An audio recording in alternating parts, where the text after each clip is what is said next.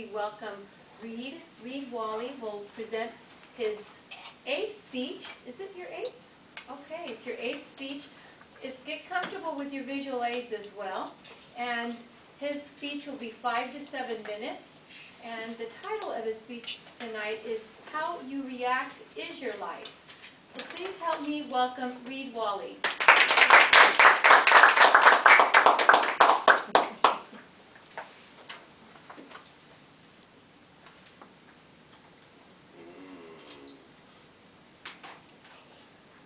How you react is your life.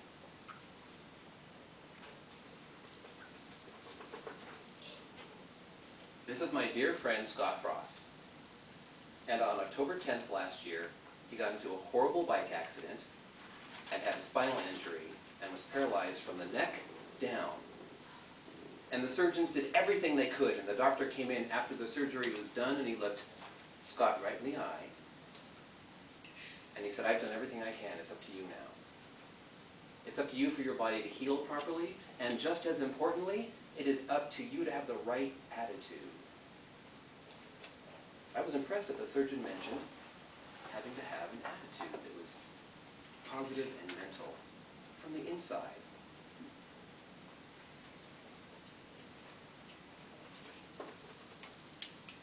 This is Scott today. He's walking. How Scott reacts to his life has everything to do with how he went through the rehabilitation for the last 12 months. And nobody thought he could walk. That was his main concern. Madam Toastmaster, fellow Toastmasters, honored guests,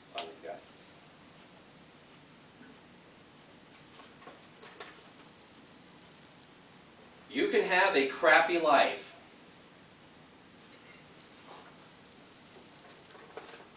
Or you can have a happy life.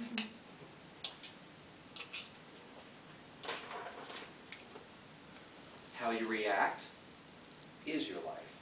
It all depends on you. For me personally, I wanted to change just 2 things about my life, maybe for the past 3 decades. I wanted to not... I hated that I was only happy when I had a girlfriend. And I hated that I always yelled and screamed at my mom. Bad son. So let's look at number 1. I hated that I only felt happy when I had a girlfriend. I wanted to be happy on my own. I wanted to be happy as an individual. I wanted to be happy whether I had a girlfriend or not. So here's the point.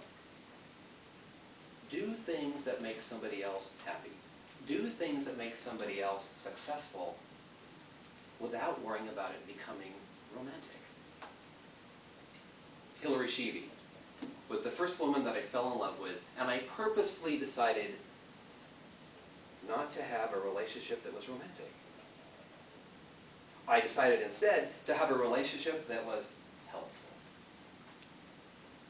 6 months before Hillary and I met, she had a kidney transplant. And for the first couple of years that we were getting to know each other, I helped her with her organ donor awareness campaigns. 15 years later, this is what we have. This is the result. We have a deep friendship that will go on for the rest of our lives. And in Hillary's words, she trusts me more than anybody. And thirdly, she recommends customers to me. How I reacted when I first met Hillary, way back 15 years ago, is our relationship today. You attract a much better quality spouse when you yourself are emotionally stable and emotionally mature.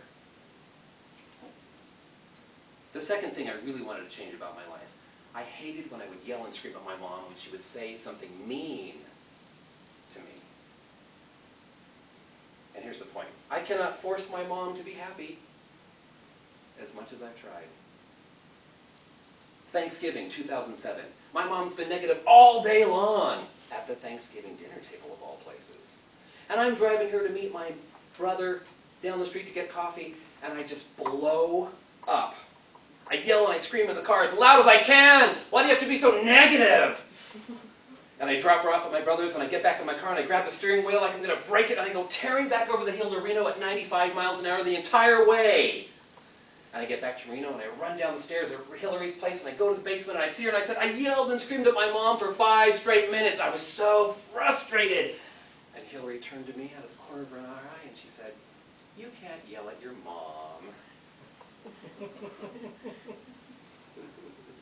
How I react is my life. And yelling at my mom does not magically make me happy.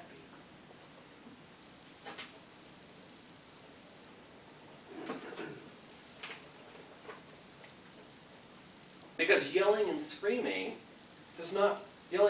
for me only releases the pressure from my built-up frustration.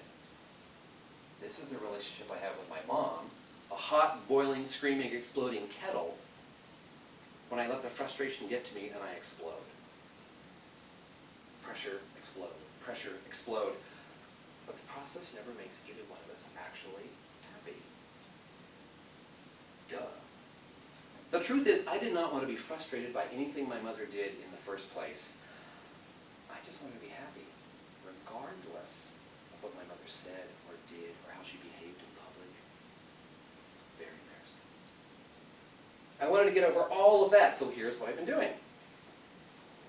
I decided to let my mom be herself. Let her act crazy in public. Let her say mean things about people. Let her say derogatory comments. I no longer care. I let her be herself. I also had to bridge the physical gap between she and I, because when she was frustrating me, I would bite my tongue and stand over here, and I would leave her in the corner in the apartment, and I wouldn't make a physical connection.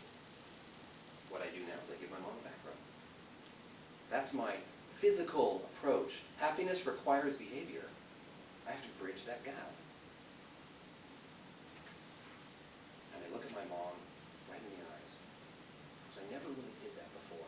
And I realize that looking my mom right in the eyes when I'm speaking to her and she's speaking to me makes all the difference in me not being further away. Here's the result. I am happier. I stress out much, much less.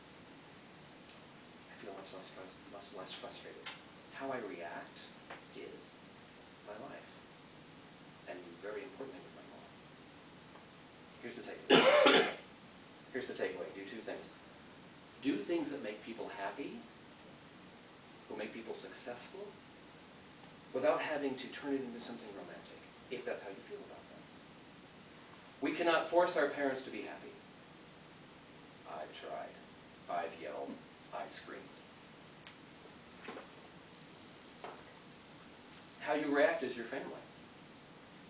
It's your marriage. It's your health. How you react is your business. It's your friendships. It's your happiness. How you react is your community and your job.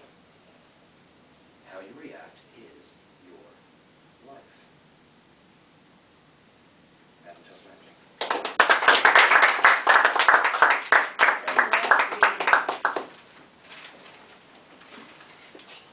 Words of wisdom and words to give us a thought-provoking speech. Thank you very much.